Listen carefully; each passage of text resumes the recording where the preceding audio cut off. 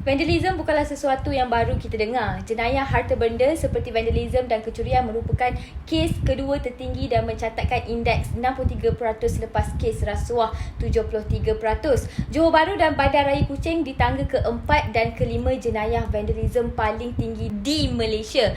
Masing-masing dengan bacaan JB 55% dan Kuching 48%. So hari ni korang bersama dengan Yaya dengan show kita Vandalism dan Generasi Tidak Kisah. Dan ada sedikit kelainan dalam show kita selama 23 hari ni. Kalau selalu show Yaya kita dekat konti dan tetamu Yaya online je semua kan. Tidak lagi selama 23 hari ini MKR dapatkan terus para MPP dan YDP di 10 politeknik terpilih di seluruh Semenanjung bersempena dengan Kembara Roadshow 2023. Dan destinasi ketiga MKR ialah Politeknik Merlimau Melaka. Dan bersama dengan Yaya hari ini 3 tetamu khas Yaya yang merupakan para MPP Politeknik Merlimau. Mungkin korang boleh perkenalkan diri dulu. Dimulakan dengan ni, Kasha. Okey. Sekali Assalamualaikum dan salam sejahtera. Nama saya Muhammad Haris Akasha bin Maraindi dan saya menjawat jawatan timbalan yang di-Pertua Majlis Perwakilan Pelajar Politeknik Merlimau, dan sekarang umur saya 20 tahun dan saya berasal daripada Kota Tinggi Johor. Okey, dan seterusnya saya Intan Oliana Fasha binti Azani. Saya menjawat jawatan sebagai Naib Yang di-Pertua Akademik dan Perancangan Strategik bagi Majlis Perwakilan Pelajar untuk sesi kali ini. Dan umur saya 20 tahun, saya berasal daripada Keluang Johor. Dan hari sekali saya Hairul Azri bin Lai. Saya memegang jawatan Naib Yang di-Pertua Kebajikan dan Pembangunan Lisan dan berasal daripada Negeri Sembilan. Umur saya sekarang 20 tahun. Ambil kos apa ni, Kasha? Saya mengambil kos Diploma Pengajian Perniagaan. Intan? Saya pun Diploma Pengajian Perniagaan juga. Saya pun sama juga. Kroni. Baik, terima kasih atas kesudian korang untuk bersama-sama dengan Yaya hari ini untuk kita berkongsi pendapat. Baik, tanpa melengahkan masa lagi, kita teruskan dengan soalan yang pertama, iaitu tujukan kepada Kasha dulu. Yaya listkan antara jenis-jenis vandalism dan korang pilihlah mana satu yang korang rasa paling teruk. Yang pertamanya conteng dinding. Ni biasalah kita nampak kan kat dinding merata lah. Orang kata mural, tapi ya ke mural? Kalau dah berconteng macam tu nampak serabut pula kan. Seterusnya lekat chewing gum dalam pengangkutan awam seperti bas dan train. Ada berlaku. Tak kisahlah lekat chewing gum ke ataupun merosakkan public transport lah orang cakap. Saya lepas tu vending machine yang rosak. Biasanya diorang rosakkan vending machine ni untuk curi duit dalam tu. Diorang compare kan. Lepas tu diorang curi. Seterusnya fire extinguisher yang pilih bomba punya alat pemadam api tu kan, hose rosak. So bila bomba nak gunakan benda tu tak berfungsi dengan baik. So bahayalah masa emergency kita tak boleh nak gunakan. Dekat taman permainan pun ada. So nak tanyalah kepada Kasha dulu. Mana yang Kasha rasa paling teruk? Saya pilih yang pertama, yang conteng whiteboard tu. Saya rasa kat sini macam contoh kat Politeknik Merlimau juga ada. Kat kelas-kelas pun ada conteng tu. Dia student ni dia suka conteng guna permanent. So nak hilangkan benda tu susah. So lepas tu dia tulis benda-benda yang macam tak senonoh, and then bila lecturer sendiri nak guna, lecturer macam tak nice lah bila orang tengok. Bila student nak mengajar pun baca macam kenapa dia boleh macam tu. Bagi Intan, mana Intan yang paling Intan rasa teruk? Kalau macam Intan ni pelajar yang duduk dalam which is dalam Politeknik Merlimau ada Kamsis. Jadi macam Intan sendiri, Intan nampak depan mata tempat untuk setiap blok yang berada dalam asrama. Kan kita ada alat pemadam api. Dan benda tu memang dah tak boleh pakai dah. Pintu dah terbuka. Maksudnya memang dah, macam mana nak cakap, orang ceroboh dia dah rosakkan dah rosak. So bila ada latihan kebakaran ke apa, benda tu dah tak berfungsi, and then latihan pun dah tak boleh guna. Jadinya benda tu bagi Intan teruk lah kalau betul-betul jadi terbakar. Sampai sekarang pun masih rosak lagi? Sampai sekarang benda tu tak adalah dibiarkan. Pihak Kamsis mestilah ambil tindakan untuk betulkan. Tapi waktu Intan nampak tu macam asrama perempuan kot. Yelah, bahaya kalau ada emergency ya. Tapi macam mana pula dengan kata toilet IPT ataupun toilet dekat sini lah kan, public toilet. Adakah teruk? Ada setengah toilet yang kempamnya rosak. Adalah orang yang cakap, tengok baca kat Twitter kan, toilet dekat IPT ni macam sampah. Nak guna pun menyampah. Bagi Kasha? Saya rasa tak adalah terlampau teruk. Tapi still ada orang yang buat benda-benda macam tu. Macam diorang ada yang berak tak flash lah apalah. And then Masih ada yang guna pipe tu sampai rosak lah apalah. Tu mungkin macam dia monyet. Intan? Kalau bagi Intan macam perspektif daripada perempuan lah, which is tandas perempuan. Kalau Intan tengok dekat poli sendiri lah, poli Limau, tak adalah teruk mana pelajar perempuan ni dia tak adalah conteng ke apa, tak ada. Cumanya macam tandas mungkin disediakan dalam 5 pintu tapi yang boleh guna 2 je. Sebab apa? Sebab dia punya getah pipe tu kadang-kadang terkoyak, tak tahulah dia buat apa kan. Terkoyak. Jadi memang tak boleh guna lah. Kalau kita guna dia bersepah airnya. Mungkin Kasha nak berikan pandangan sedikit. Public toilet yang tak dijaga dengan baik, yang kita sendiri pemusnahnya. Saya rasa setiap toilet tu mesti ada orang cleaner yang akan jaga. Tapi sebabkan hati manusia juga sebab rasa benda tu cantik, dia nak rosakkan. Ataupun kita rasa alah bukan kita, why not betul. kan. Ataupun orang cakap civic ni tak penting. Ada yang suruh masukkan pendidikan civic kan. Kata tak penting. Tapi macam mana kita nak masukkan kalau kita sendiri pun perangai macam monyet? Bagi Intan sendiri macam mana Intan public toilet dekat luar? Kalau bagi pendapat Intan, contoh paling dekat toilet kat Kelebang kot. Kat Kelebang memang toilet dia free. Tapi disebabkan penggunaan daripada macam-macam jenis orang, which is orang yang ada keluarga ataupun remaja, golongan remaja. And kalau daripada segi golongan yang berkeluarga ni, mungkin daripada segi pendidikan yang diberikan oleh keluarga mereka kot. Cara diorang untuk gunakan tandas, mungkin dia kencing bersepah kan, sebab tu timbul bau-bau yang tak menyenangkan. Dia sendiri yang tak menjaga. Hairul? Bagi saya macam semua tahu, tandas awam ni dia ada yang bayar dan ada yang tidak bayar. So bagi saya, kalau yang saya nampak yang berbayar ni dia punya kebersihan tu lagi teliti lah berbanding yang free. So bila free ni orang mengambil kesempatan. Bila dah free orang dah bagi, kata patah dah bagi betis nak apa. Tapi itulah bila kita kenakan bayaran yang tinggi lah, contohnya macam 50 sen pun orang berkira kan untuk public toilet kan. Marah pula. Tapi Don mungkin tak faham maksud kita bayar tu, kita bayar servis diorang untuk jaga toilet tu, kebersihan dan sebagainya. Baik, kita teruskan dengan soalan yang seterusnya lah. Seperti yang Kasha sebutkan tadi dan Hairul sebutkan, conteng dinding dekat sini kan. Tapi ada segelintir orang yang samakan. Korang pernah nampak tak street art ataupun apa orang panggil graffiti? Graffiti street art kan, yang mural dekat dinding tu kan. Ada juga orang yang menyamakan street art ataupun lukisan mural ni lebih kurang macam conteng juga. Sama je mural dengan conteng tu kan sama, dia kata. Pada pendapat Kasha, ada beza ke sebenarnya? Saya rasa ada beza dia. Sebab mural tu ada mural. Macam kawasan-kawasan pelacongan tu kita boleh buat benda tu. Tapi kalau kawasan IPT ni macam dalam tandas tu kita tak perlu nak conteng-conteng buat mural tu. Tapi kalau dia conteng, dia cakap aku buat seni, art berat, apa salahnya nak berak sambil itu kita tengok lukisan. Tapi dia buat salah tempat lah. So. Betul. Intan?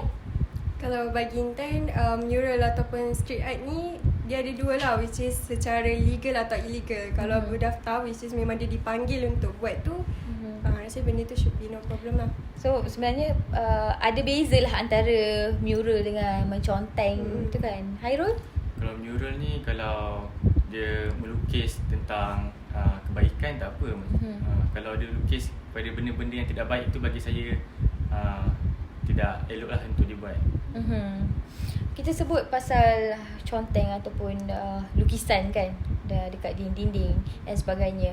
Ada seperti yang saya sebutkan tadi, ada segelintir orang muda menganggap menconteng dinding ni sebagai art berat, satu karya seni pada mereka. Namun diorang tak tahu berat lagi kerajaan nak menanggung kerugian baik pulih kerosakan yang dilakukan. Kalau kat sini tentunya mestilah ada kos untuk selenggara barang-barang yang rosak dekat sini kan. Ia nak tanya dengan Intan lah, adakah dengan menconteng ni sebenarnya dapat mencantikkan suasana ataupun sebaliknya? Kalau bagi perspektif Intan sendiri. Kalau macam perspektif Intan, untuk benda tu bergantung pada tempat. Kalau macam kat IPT, dekat depan ni ada je mural yang disediakan oleh budak ZKA, Jabatan Kejuruteraan Awam. Diorang memang lukis. Jadinya benda tu bukannya satu kerosakan ataupun satu orang kata benda jahat lah sampai poli nak kena cat balik apa. Tak, itu untuk mencantikkan dan menceriakan poli, untuk tarikan orang luar masuk. Bagi Hairul? Bagi saya sama macam Intan juga dekat tadi. Mural yang dekat Politeknik Merlimau ni, dia dapat menariklah minat-minat, terutamanya untuk pelajar-pelajar lepas SPM untuk bersama belajar di Politeknik Merlimau. So sebenarnya kalau kita nak bukan menconteng lah, untuk nak melukis, mural sebagainya, kena ikut tempat. Kena ada tempat yang dipersetujui bersama, yang tak boleh simply nak buat kan. Tapi setahu Yaya, kalau kita buat melukis ataupun melukis mural ni, kena ada kebenaran pihak yang berwajib ataupun yang berkenaan kan. Kalau kat luar sekalipun, contohnya banyak mural kat sini, kat mana? Macam kat Bandar Melaka, kat Bandar Melaka. Street art. Kan. Tentunya mereka mendapat kebenaran daripada pihak yang berkenaan lah kan. Tak boleh sesuka hati buat lah. Jadi bagi Kasha sendiri, Kasha rasa patut tak kalau lah Kasha nampak orang yang macam conteng itu kan, patut tak ataupun Kasha nak tegur ataupun tahan diorang tak masa diorang tengah buat tu kan? Kasha tegur dia ataupun lantak lah, none of my business. Okay, bagi pendapat saya akan tegur. Tapi tegur saya tu cara beradab. Macam tegur kenapa conteng ni, kenapa buat ni. And then bagi tahulah apa penyebab dia, kesan dia. And then nasihat dia suruh jangan buat lagi. And then kita boleh sama-sama nasihat orang kat situ. And then suruh bagi tahu dia, suruh nasihat kawan-kawan dia. Bagi Intan? Kalau Intan, kita tak nak sound too cliche ataupun kita tengok realiti lah, berpijak pada bumi yang nyata. Kalau saya pun jalan-jalan tiba-tiba nampak orang buat mural, itu maksudnya bukan urusan saya. Jadinya saya akan saya tak akan menegur kot, sebab saya tak tahu sama ada benda tu secara legal atau illegal. Kalau saya tegur, sekejap lagi benda tu legal, saya yang kena kat situ. Jadinya saya mungkin kalau tak ada, maksudnya saya tak tahu pasal benda tu, saya takkan get involved lah. Kalau nampak tu nampak lah, lantak lah. Kau yang buat pun bukan aku. Bagi Hairul? Bagi saya lah, kalau macam Intan dia tak tegur betul, macam Kasha dia tegur. Kalau bagi saya, tengok kepada keadaan. If kalau orang tu lukis benda yang baik, saya just teruskan je lah. Kalau dia lukis benda-benda yang tak ada baik, macam saya cakap tadi kan, so kat situ saya rasa patut tegur. Sebab maybe orang-orang yang buat vandalism, conteng benda-benda yang tidak baik ni, maybe dia tak ada kesedaran diri lagi. So maybe apabila kita tegur tu, dia dapat memberi impak lah dengan positif dekat diri masing-masing. Itu kalau kita cakap pasal teguran lah. Tapi macam mana pula kalau kita up lagi, kita report pula pada majlis, pada pihak polis atau sebagainya, yang pihak berkuasa lah. Macam mana, berani tak ataupun sekadar menegur sampai di situ je? Saya rasa saya akan report kalau saya tahu benda tu legal. Betul-betul salah lah. Saya akan check dulu, tanya orang. Kalau dia salah, boleh report. And then pihak atasan tu boleh lah buat. Kasha ni berani. Kasha ni berani. Intan? Kalau macam saya, instead of tegur dengan report, saya pilih report lah. Daripada orang tegur, nak cari masalah dengan orang tu, kita pun tak kenal dia, baik kita report. Time report tu pun maybe lukisan-lukisan yang contoh kalau kita tengah PRU ataupun sebagainya, akan ada tau orang conteng-conteng tentang diorang punya parti ataupun muka-muka diorang punya pilihan lah untuk undi. Jadinya saya rasa maybe benda tu tengok je dah tahu illegal, so saya akan report lah pada pihak berkuasa instead of tegur. Hairul? Kalau bagi saya, tengok keadaan juga macam saya cakap tadi. Kalau orang tu nampak macam okey, kita boleh tegur. Tapi nampak macam tidak okey, maybe daripada segi fizikal dia kan, macam dia badan besar ke apa, so dia macam maybe orang ni macam tidak waras ke apa kan, dia tak tahu perangai masing-masing. So kalau saya nampak itu bahaya, maybe saya akan report je lah, saya tak buat teguran. Faham? Mengikut keadaan lah Baik, bagi Kasha sendiri, kenapa mereka yang melakukan vandalism ni, kenapa dia buat? Anda rasa kenapa? Adakah disebabkan bosan, tak puas hati pada masyarakat, pada keadaan masyarakat ataupun pada kerajaan, ataupun dia ada masalah-masalah tertentu, lepas tu dia nak release dia punya stres tu, dia merosakkan harta benda awam. Kalau rosakkan harta benda sendiri, kita pula rugi. Rosakkan harta benda awam. Baik Kasha sendiri, kenapa mereka melakukan vandalism? Saya rasa benda tu semua betul. Macam bosan and then tak ada kesedaran diri. Saya rasa mereka ni kurang didikan daripada bawah, daripada kecil, daripada mak ayah, daripada sekolah. Maksudnya kita kena ubah daripada bawah. Maksudnya kerajaan kena kena tekankan aspek vandalism ni. Betul. Maksudnya masuk dalam subjek dalam buku. And then student ni bila dia dah besar, dia akan ada common sense and negara kita ni dapat kurangkan lah vandalism ni. Betul. Sebab sekarang ni yang kita tak adalah orang kata apa, subjek yang betul-betul fokuskan kepada vandalism kan. Bagi Intan sendiri, Intan, macam mana Intan? Kenapa Intan diorang melakukan vandalism ni? Diorang ni gila ke? Okay, kalau bagi Intan, yang contoh mural ataupun street art ni sebenarnya pelaku tu dia sebenarnya ingin menyampaikan sesuatu melalui gambaran. Disebabkan Message. mungkin suara dia tak didengar ataupun dia tak ada platform yang sepatutnya untuk dia menyuarakan apa yang dia nak. Jadi dia sampaikan melalui gambaran ataupun lukisan. Dan disebabkan itu adalah protes lah ataupun cara untuk seseorang sampaikan mesej, sama ada secara legal atau ilegal. Jadi itu hak mereka lah untuk sampaikan apa yang mereka nak. Tapi diorang ni buat vandalism kenapa Intan? Sebab bosan ke? Sebab itulah sebab suka-suka ke? Intan rasalah kenapa Intan? Ada yang orang kata apa, ketagih buat vandalism ni. Mungkin dia lead pada kemahiran dia dalam nak buat street Ataupun art tu. rakan sebaya. Ada juga yang ajak, jomlah kita pergi conteng. Itu betul lah, antara salah satunya pengaruh rakan sebaya. Bila dia tengok orang buat, dia rasa seronok, dia akan join lah. Hairul? Kalau macam bagi pendapat saya lah, kalau macam Kasha cakap tadi, dia kurang pendidikan daripada kecil. Dan masa sama juga maybe dia ada masalah, which is masalah mental ataupun sebagainya lah. Sebab kalau kita tahulah orang yang masalah mental ni, dia tak tahu benda tu betul atau salah. So kalau orang yang betul-betul dia sihat, dia boleh tahu benda tu buruk atau tak buruk.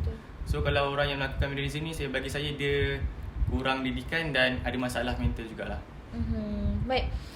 Terima kasih buat Kasha, Intan dan Hairul. Kita dah separuh jalan sebenarnya, belum habis lagi. Kita dah separuh jalan, nak iklan sikit.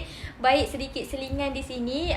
Buat penonton dan pendengar MKR, kalau korang nak komen atau menyuarakan pendapat, sangatlah digalakkan. Boleh terus pergi je dekat Facebook kami, ataupun IG, TikTok dan Twitter My Campus Radio. Boleh check it out juga video-video menarik dari kami di YouTube channel kami My Campus TV dan My Campus Radio. Dan masih lagi bersama dengan Yaya dan tetamu khas Yaya.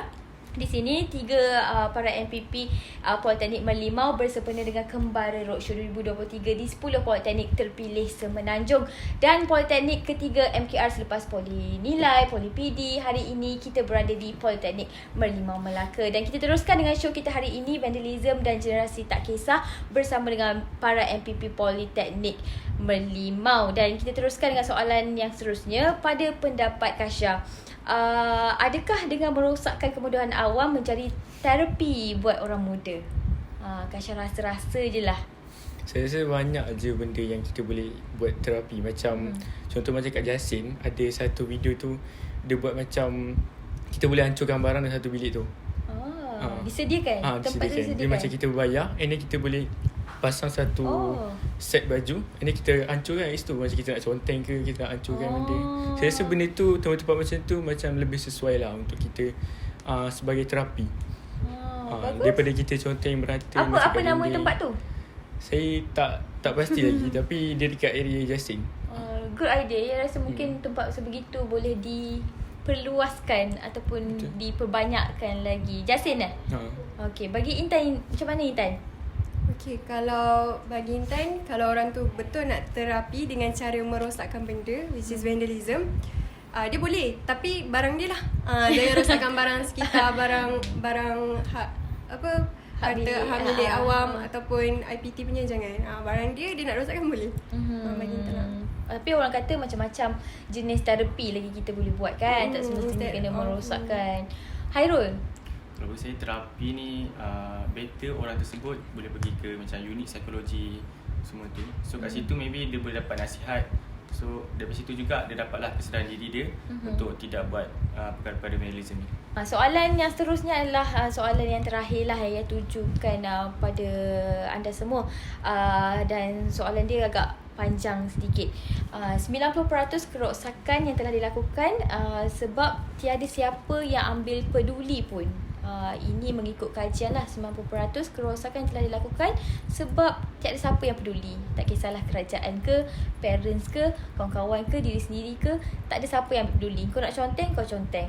Lagipun orang kata undang-undang kat Malaysia ni tak berapa nak ketat sangat berbanding dengan negara-negara maju yang lain seperti jiran kita lah yang terdekat lah, Singapura. So Singapura ni dia mengenakan hukuman kalau buat vandalism, kalau salah guna pun kena tindakan yang sangat keras. Korang setuju ke tak setuju dengan hukuman tegas ni, Kasha? Saya rasa bersetuju sebab bila kita hukuman tegas ni, rakyat ni akan sedar tentang hukuman tu. Bila dia tengok orang dah kena hukuman tu, dia kena, contoh macam biasa kena apa? Biasanya kena penalti je. Diorang akan bayar denda je. Bayar denda yang banyak dan sebagainya. Dia tahu benda tu dia tak mampu bayar, and then dia akan sedar lah dari situ. Dia akan ajak anak dia, pesan kat anak dia jangan buat ni. And then anak-anak dia boleh beritahu kawan dia, and then benda tu berterusan, and then peratusan vandalism ni kita dapat kurangkan daripada tahun ke tahun. Betul. Intan? Vandalism ni dia perlukan denda ataupun penalti itulah, sebab kalau orang tak tahu tentang akibat untuk dia buat benda tu, orang tak akan cakna tentang apa yang perlu dia ambil tahu. Tapi kalau korang lah, kalau korang sendiri, kalau nampak ada budak buat vandalism dekat dalam Poli Merlimau sendiri kan, patut tak kita gantung dia 1 sem? Bagi Hairul? Macam kita kena ikutlah prosedur yang betul. Maksudnya tak adalah terus buang. Kita bagi amaran dulu ke, peringatan dulu. So kat situ maybe diorang boleh diorang dapatlah kesedaran tu dulu. So tapi ada orang yang tak kisah pun dengan warning-warning ni. Alah, amaran je. Amaran pun 1, 2, 3. 1, 2, 3 dah keempat tu dia dah habis dah. dia dah habis sem dah. Macam mana? Patut kalau gantung sem tu setuju tak? Vandalism tu tak terlampau teruk, tak perlulah sampai menggantung. Tapi kalau vandalism tu terlampau teruk sampai politeknik sampai terbakar ke apa benda kan, betul lah, itu boleh lah untuk kita buat. Yang tertarik dengan Hairul sebutkan tadi, vandalism teruk dengan tak teruk. Mungkin Hairul boleh spesifikasikan sikit ataupun bagi contoh dengan lebih jelas lah, vandalism teruk dengan vandalism yang tak teruk. Bagi saya macam vandalism yang tak teruk tu macam kita conteng-conteng dan sebagainya. Tapi kalau vandalism yang teruk tu macam kita rosakkan benda tu sampai benda tu tak boleh guna pun. Macam toilet, kita rosakkan sampai orang lain tak dapat gunakan. Faham. Dan bukan toilet saja, macam alat pemadam api. If kalau ada kebakaran dah menyusahkan semua pihak. Tapi kan korang selama belajar kat sini, nak tanyalah, susah tak kita nak detect ataupun nak dapat tahu siapa yang melakukan kesalahan tu dekat sini, ataupun dah buat lari, kita akan tahu pun siapa. Bagi Intan? Kalau bergantung juga dekat kawasan. Kalau macam tandas, kita nak expect ada CCTV, tak kot. So macam tandas tu kita tak boleh nak orang kata nak tolak lah benda tu. Benda tu akan jadi juga walaupun kita dah bagi amaran dan sebagainya. Sebab tu sikap belajar tu sendiri. Itulah yang susah kan, dia dah buat lari. At the end kita tak dapat detect pun, tak dapat tahu pun siapa yang melakukan vandalism tu. Baik, terima kasih buat para MPP kita. Ya kira kita dah pun sampai ke penghujung show untuk topik kita hari ini, vandalism dan generasi tidak kisah. Terima kasih diucapkan sekali lagi atas kesudian anda bertiga untuk bersama-sama dengan Yahya hari ini.